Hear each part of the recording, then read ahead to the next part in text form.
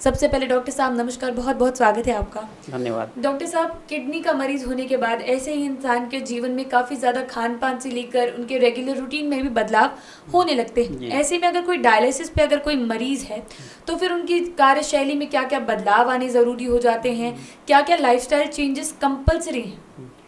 और डायलिसिस ये नाम सुनते ही बहुत सारे मरीज़ घबरा जाते हैं, लेकिन अब पहले वाला टाइम नहीं रहा। अभी डायलिसिस में बहुत सारे मॉडिफिकेशन हो सकते हैं। आप अपने लाइफ को बहुत ही अच्छी तरीके से जी सकते हैं। पहले क्या होता था कि किडनी के मरीज़ जैसे सीकेडी स्टेज 5 हो जाए तो ऑलमोस्ट डेथ कर जाते थे, कोई ऑप्शन नहीं रहता था। अभी हमारे पास ऑप्शन है, डायलिसिस है, ट्रांसप्लांट है, पेरिटोनियल डायलिसिस है। तो अगर कोई पेशेंट डायलिसिस पर हैं तो उनको कुछ कुछ बदलाव करने हैं। जैसे आप एक टाइम पर डायलिसिस कराते रहें, जितना बोला गया है सप्ताह में 2 दिन या 3 दिन। तो जैसे है आप पैरामीटर देख के डॉक्टर जो प्रिस्क्राइब करते हैं उसके हिसाब से डायलिसिस रेगुलरली कराएं। और आपको अपने हाथ के फिस्टुला, एवी फिस्टुला जिसको बोलते हैं, उसका खास ख्याल रखें। एवी फिस्टुला जो होता है वो डायलिसिस पेशेंट के लिए करीब करीब लाइफलाइन होता है। उसके थ्रू ही हम लोग ब्लड लेके डायलिसिस करते हैं, तो उसका अच्छे से ख्याल रखें। और ज़्यादा से जितने भी वैक्सीनेशन हैं आप टाइम पर लें। जो वैक्सीनेशन है लाइक हेपेटाइटिस बी का हो, निमोकोकल वैक्सीनेशन हो, इन्फ्लुएंजा वैक्सीनेशन हो और अभी कोविड वैक्सीनेशन, तो ये सब वैक्सीनेशन टाइम पर लें। और अपने आप को हेल्दी रखें। हेल्दी रखने का मतलब रेगुलर एक्सरसाइज करें, नमक की मात्रा का कम उपयोग करें। डायलिसिस का एक दो और छोटा मोटा कॉम्प्लिकेशन है, जैसे कि आपका प्रोटीन लॉस होता है। तो जैसे ही पेशेंट डायलिसिस पर आए तो उसको हाई प्रोटीन डाइट खाना चाहिए। खाना पीना ऑलमोस्ट नॉर्मल हो। 2-3 चीज़ों की खाने में ध्यान रखनी है कि आपको पोटेशियम इंटेक थोड़ा सा कम करना है किसी भी डायलिसिस पेशेंट को। सेकंड है कि फॉस्फोरस का इंटेक। फॉस्फोरस मतलब जितने भी पैक्ड फूड होते हैं उसमें फॉस्फोरस की मात्रा बहुत ज़्यादा रहती है, या सी फूड्स होते हैं, उस सब चीज़ों को हमें अवॉइड करना है।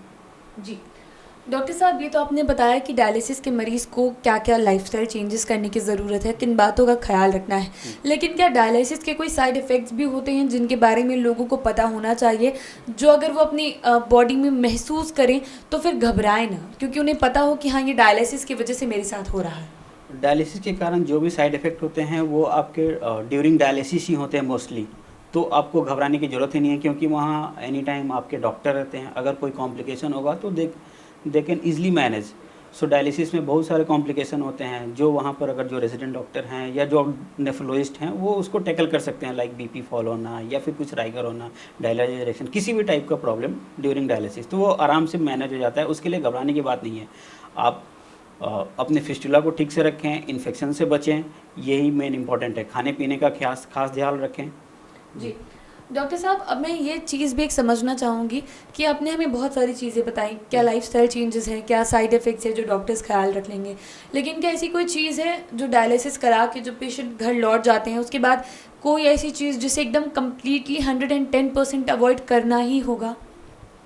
जनरली बहुत सारे मरीजों का बीपी वगैरह जैसे फॉल करता है, तो वो होता है कि डायलिसिस के बाद आप कुछ देर वहाँ वेट करें, अपने ब्लड प्रेशर को अच्छे से सेटल होने दें, उसके बाद घर जाएं। एक और इम्पॉर्टेंट है कि कभी कभी डायलिसिस में शुगर फॉल होता है, तो उसके लिए हम लोग क्या कर सकते हैं, आप डायलिसिस के कुछ पहले लाइक 1-2 घंटा पहले अच्छे से खा पी कर आएँ, ताकि आपका ब्लड शुगर बहुत अच्छे से कंट्रोल रहे। और बाकी एक इम्पॉर्टेंट बात बोलना चाहता हूँ, अभी एक रिसेंट स्टडी आया है, उसमें दिखाया गया है कि 1 Apple a day keep dialysis away. तो एप्पल खाना बहुत ज़रूरी है।